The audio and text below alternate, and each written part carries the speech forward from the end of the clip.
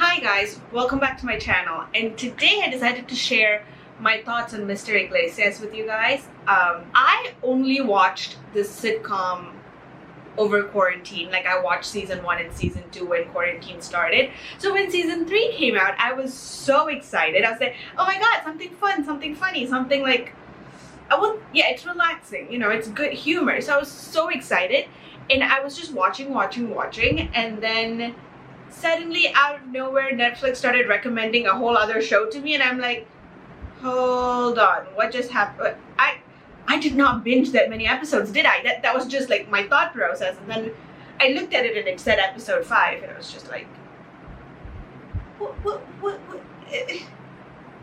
In my head I had already started thinking, are they releasing them like one episode at a time, weekly? What's going on? Because I could not believe the fact that there were only 5 episodes for season 3. I mean, yes, it's not a long show. I wasn't expecting 20 episodes, but I was expecting at least 10, which would make sense. But yes, the ranting aside, it's only 5 episodes in season 3, part 3. So just go watch it. Just go watch that show. There aren't that many episodes, and it's pretty great. I have always been a big fan of inclusion and diversity and representation, and I think Mr. Iglesias does that in a really nice way. The cast is extremely diverse.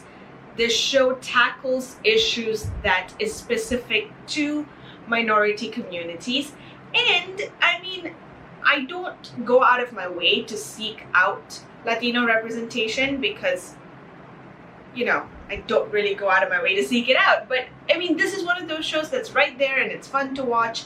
And I really enjoyed it because the main character is a Latino teacher. So there's another thing to note. I did not go into this show as a fan of Gabriel Iglesias as the stand-up comic.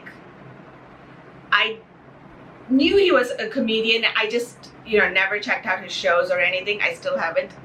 I should sometime. I think I really like his humor, but I really have to be in the mood for it. But that's besides the point. What I'm saying is I didn't go into the show knowing what to expect. I went in because I was like, oh, a show about a teacher, a high school. Interesting. Let me check it out. And before you know it, I was done with the first 2 seasons.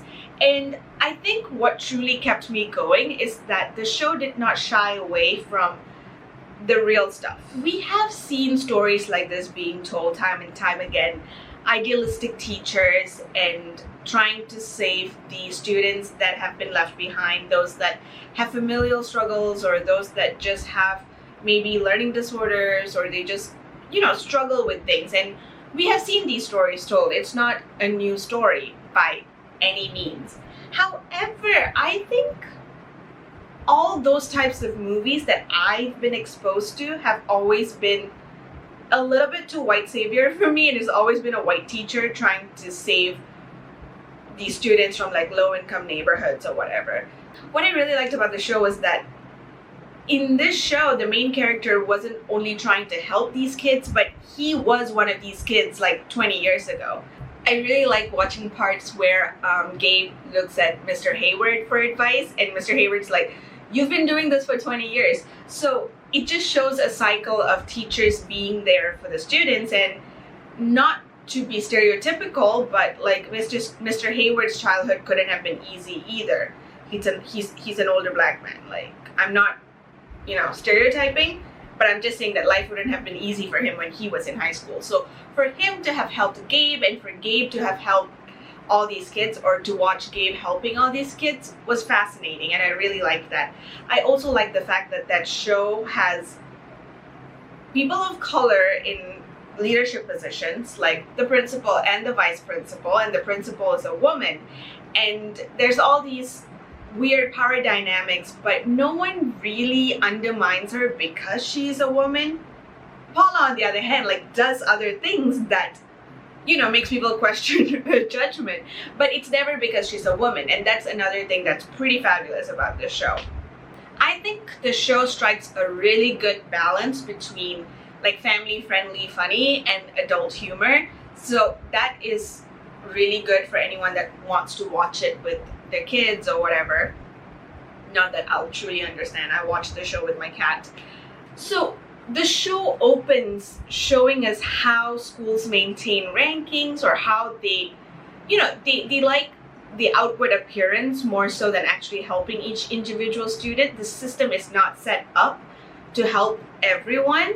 It's, you swim or you sink. I guess that's just how it is. They throw you into the system and they expect you to fit right in. And as the show kind of shows, it just doesn't work that way for a lot of people. And then we see, Mr. Iglesias struggles himself with his own demons, and it's nice to watch someone who is so caring and so outwardly kind to other people battle his own demons and also be able to win them at the end of the day. Like, he's working really hard towards being sober, and it's just nice to see a good balance of what's happening at the school and what's happening in his personal life. So that show kind of strikes that balance. Every season, every step of the way, we see how he pulls his students out of their shells and make them try new things that make them more confident and ultimately do better in school. So that's one of the best parts about the show, and that's where a lot of the humor lies as well, because it's not easy convincing a bunch of teenagers to do stuff. And then I think in season 3 especially, we see a lot of emphasis on how he is the replacement or pseudo father figure in many of these kids' lives, because most of them don't have perfect families, or rather they just need an adult to help them out, to give them the right advice, to be there for them. And we see him being there for his students, and the students actually acknowledging it and appreciating it, which is another thing I feel like people like to make teenagers seem like they're just these terrible little demons. But trust me, I was a teenager, quite a while ago, and they're not all that bad. You just have to give them a chance and you have to listen to them. And I think the show really exemplifies that, and it's great for anyone that's dealing with teenagers. It doesn't apply to me. I avoid them like the plague.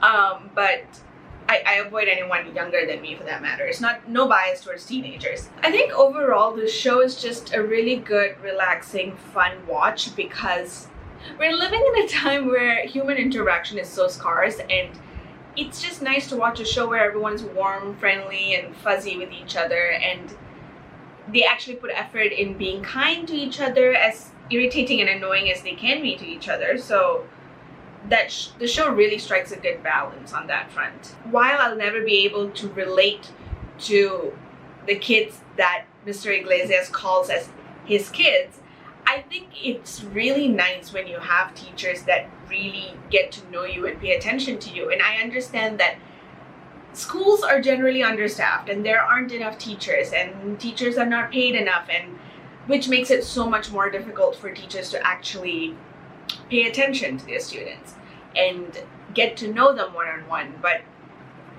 maybe everyone needs to take another look at how schools are being run and how teachers are being treated. I guess this show shows the US system. I think it's pretty much the same in Malaysia, because there's just so many students in every school, and teachers don't get to be this idealistic version of themselves that they wanted to be when they were in college, in university, whatever it is they were doing before becoming a teacher. I don't think all teachers come in jaded and frustrated that the way we see them. They come in with all these idealistic values, and the rough system takes it away from them, just the way it takes things away from these kids. And I like watching this show because it gives me hope that it'll be better for the next generation, but we'll never know. However, social commentary aside, the show is pretty great. The humor is a little bit, right there and obvious. So if you like more intelligent and like snarky humor, you can still give the show a shot, but it just might not be like perfect for you. On the other hand, I do love the adult themes and how they kind of just slip it in there. Maybe I'm just more in tune with adult humor, that I think those parts are far more hilarious. Teenagers making blunders, I'm like, whatever, that's cute. It's not haha hilarious for me. So the show is just relaxing. It's very easy to get through. there are some awkward moments between the characters that people like me struggle to get past. I don't do very well with awkwardness on screen or in personal life. It's a problem. But besides that, I think it's pretty great and pretty fun. So I definitely think that everyone should watch this show, especially since there aren't that many episodes and they have not confirmed renewal for season 4. So if all of you went out and watched the show, Netflix will be forced to renew the show, right? If we demand it, they gotta supply it. I was never really good in econ, so don't judge me. But yeah, check out the show, especially if you're looking for some relaxing humor to like take the edge of your day. And till I see you guys in my next video, goodbye.